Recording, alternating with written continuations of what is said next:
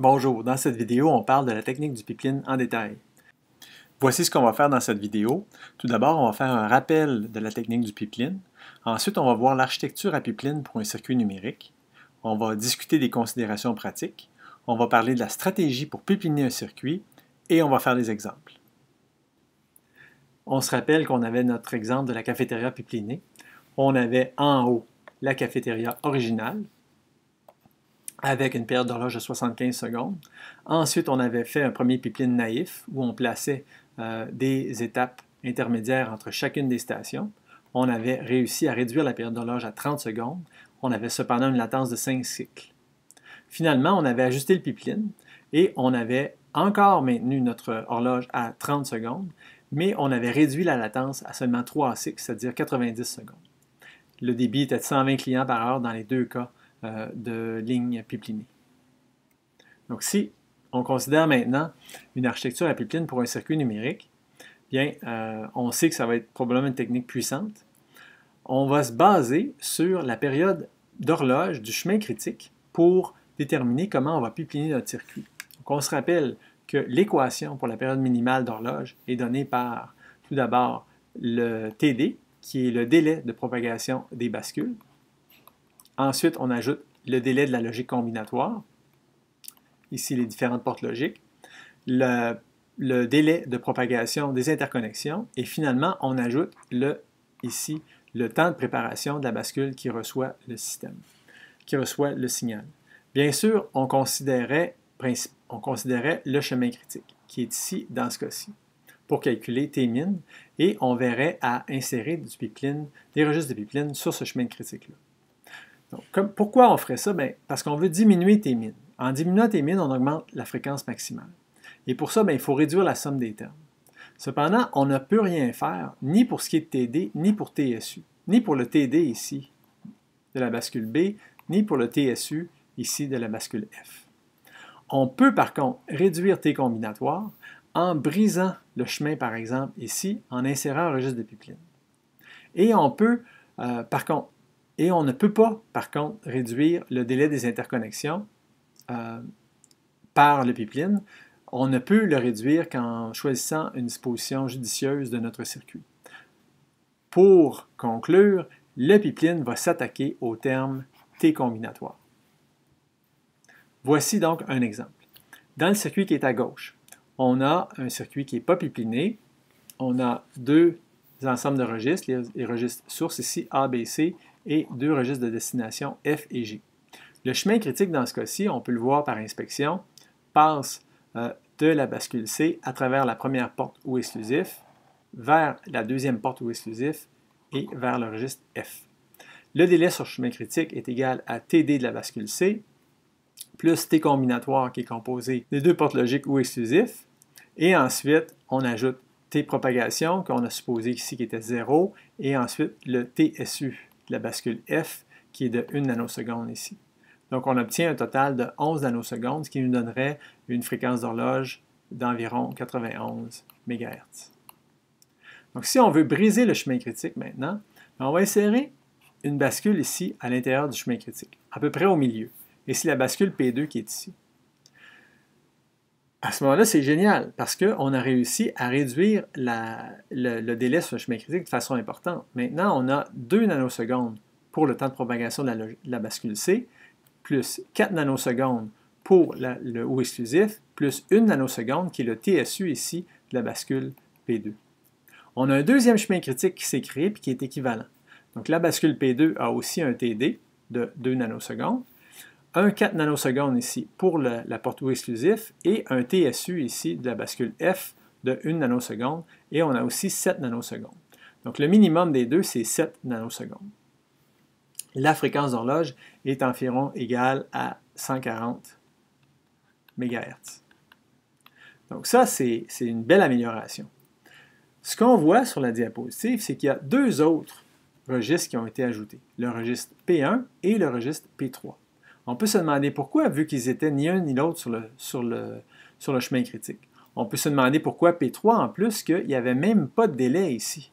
Il n'y avait aucune fonction logique. Mais la raison, c'est qu'il faut ajouter ces deux autres registres-là pour que le pipeline soit balancé. Si ces deux registres-là ne sont pas là, à ce moment-là, le signal qui vient de A et qui s'en va ici à la porte ou exclusif va arriver trop tôt par rapport au signal qui passe ici par la porte ou exclusif d'en bas. Donc, ce signal-ci va arriver un coup d'horloge plus tard à l'entrée de la porte ou exclusif du haut. Donc, il faut que le signal qui arrive de la porte et soit aussi retardé d'un coup d'horloge, de façon à ce que le circuit produise des bons résultats.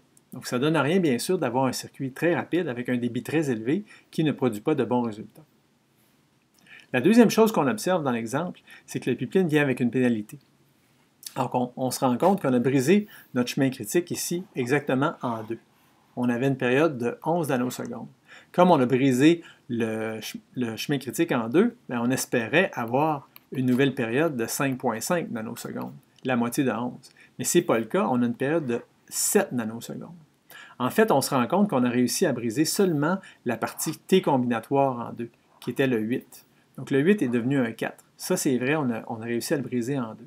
Cependant, les deux termes de TD, de 2 nanosecondes, et de TSU, de 1 nanoseconde, eux, on ne peut pas les toucher. Donc, on va toujours avoir le plus 3 nanosecondes pour ces deux valeurs-là, dont on ne pourra pas se débarrasser. C'est pour ça qu'on arrive à 7, qui veut dire 4 plus 3, et non pas à 5,5. Donc, en pratique, le désavantage d'une architecture avec pipeline, c'est son coût élevé en matériel. Il faut ajouter beaucoup de bascules, tout d'abord dans le chemin critique, mais aussi d'autres bascules ici pour balancer les autres chemins. Pour les FPGA, en général, ce n'est pas un problème à cause de la présence d'une très grande quantité de bascules qui sont déjà à l'intérieur de la puce et qui ne coûtent rien effectivement à utiliser. On a vu qu'on pouvait réduire le délai T combinatoire en le brisant en deux, mais on ne peut pas réduire ni le délai TD des bascules sources, ni le temps de préparation TSU des bascules puits.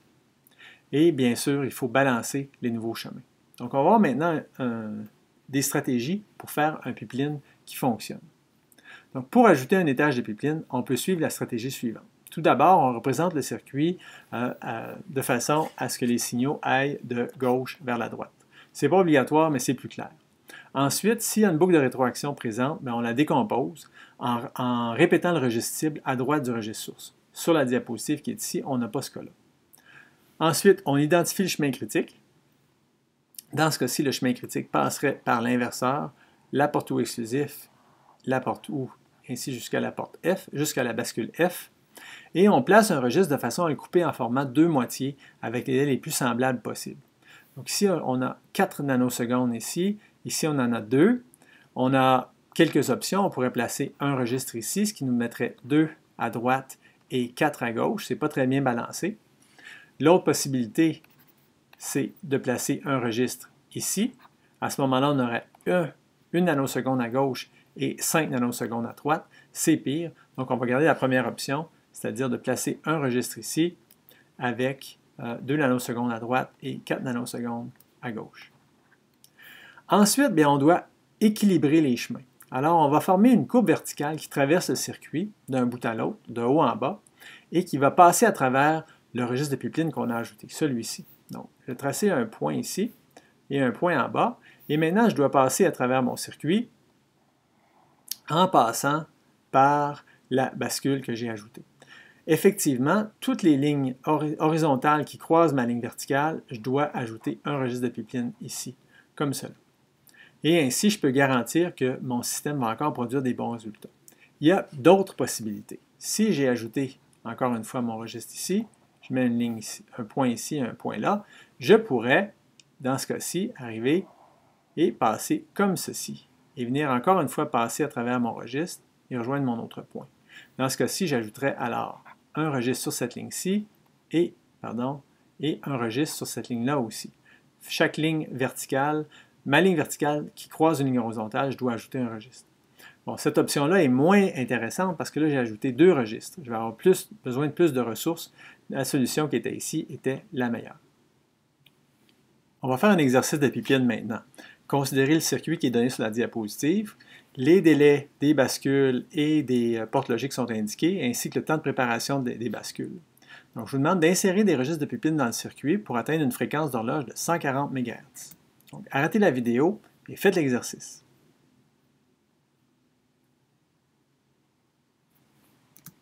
On va faire la solution ensemble maintenant. La première étape consiste à identifier le chemin critique.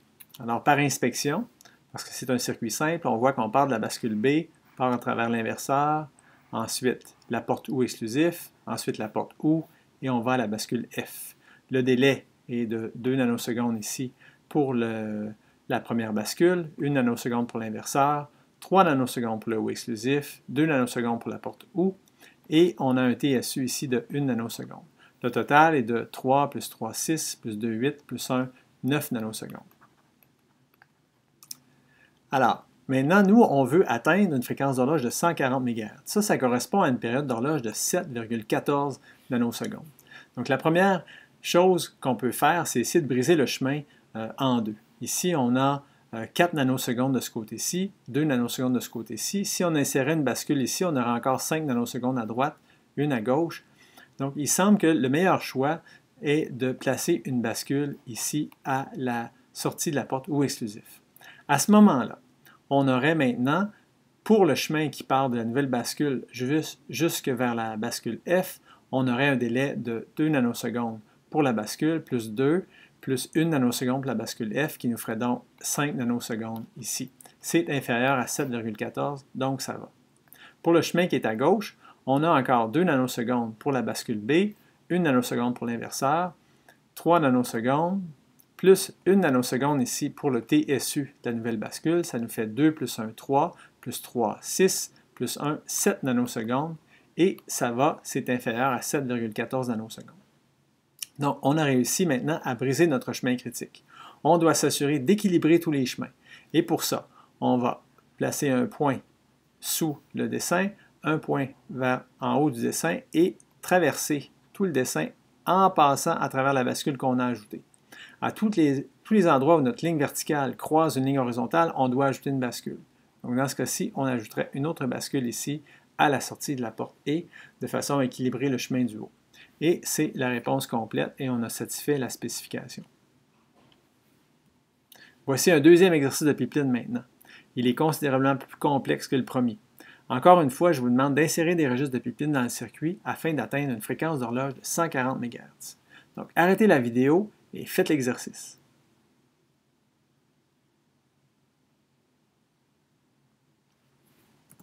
On va faire une solution ensemble. Donc, encore une fois, le problème, la première étape consiste à identifier le chemin critique. Alors, dans ce cas-ci, encore une fois par inspection, on part de la bascule C, on passe à travers le OU exclusif, le premier. Ensuite, on va passer à travers le deuxième OU exclusif. De là, on va venir passer à travers le non-OU et le OU pour se rendre finalement à la bascule F. Présentement, le chemin critique a un délai de 2 nanosecondes pour la bascule, plus 4, ça fait 6, plus 4, ça fait 10, plus 2, ça fait 12, plus 3, ça fait 15, plus 1 nanoseconde ici pour le TSU, ça nous fait 16 nanosecondes. Et notre objectif, c'est d'atteindre une période de 7,14 nanosecondes. Donc, on sait qu'à toutes les fois où on ajoute un registre de pipeline, on vient ajouter un 2 nanosecondes plus 1 nanoseconde dans notre chemin, et ça, c'est incompressible. Donc, effectivement, il faut s'assurer, on peut avoir des chemins finalement qui ont 7,14, moins 2, moins 1, qui va dire 4 nanosecondes au maximum de délai combinatoire. Alors, on n'aura pas le choix. Il va falloir venir placer une première bascule ici. Le délai sur ce chemin-là sera de 2 plus 4 plus 1 nanoseconde ici à l'entrée, ce qui nous fait 7, ça va. De cette bascule-ci, maintenant, on doit s'assurer de ne pas avoir un délai plus long que, encore une fois, délai combinatoire de 4 nanosecondes. Donc, si on passe à travers le OU exclusif, on vient placer une bascule ici sur le chemin.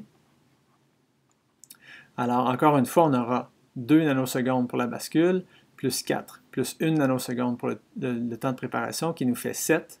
Et ça va, encore une fois, c'est inférieur à 7,14. Maintenant, si on passe cette bascule-ci, on a un délai de 2. On passe à travers celle-ci, la porte non-OU de 2, ça nous fait 4. Plus 3, ça nous fait 7. Plus 1 nanoseconde de TSU, on est rendu à 8 nanosecondes, donc ça ne va pas. Il faut placer une autre bascule ici.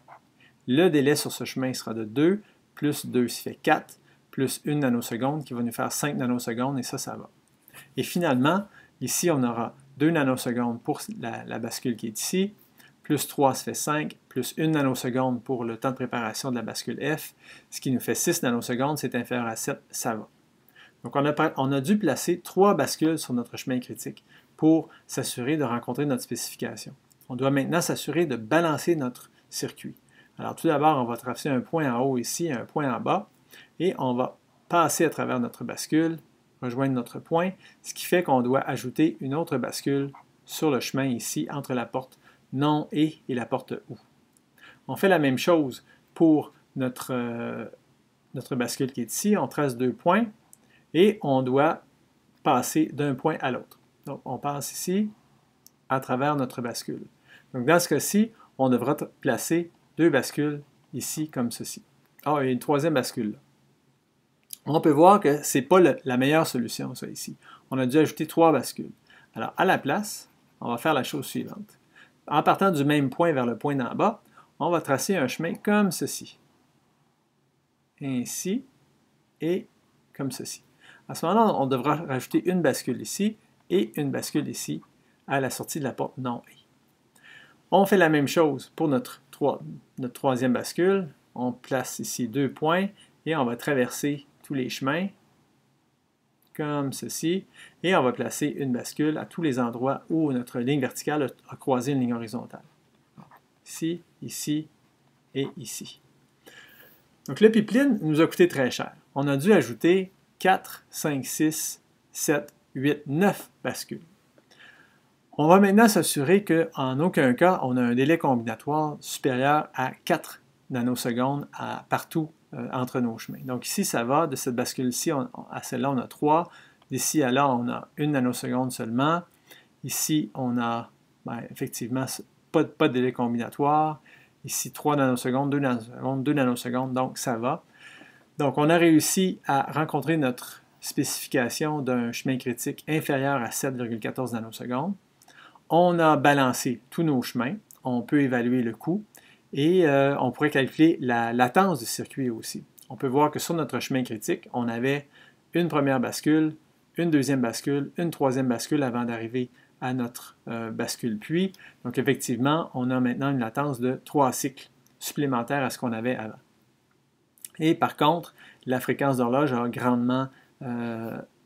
grandement améliorée puisque la période initiale de 16 nanosecondes est devenue maintenant une période de 7 nanosecondes. Ça conclut cette vidéo sur le pipeline d'un circuit numérique.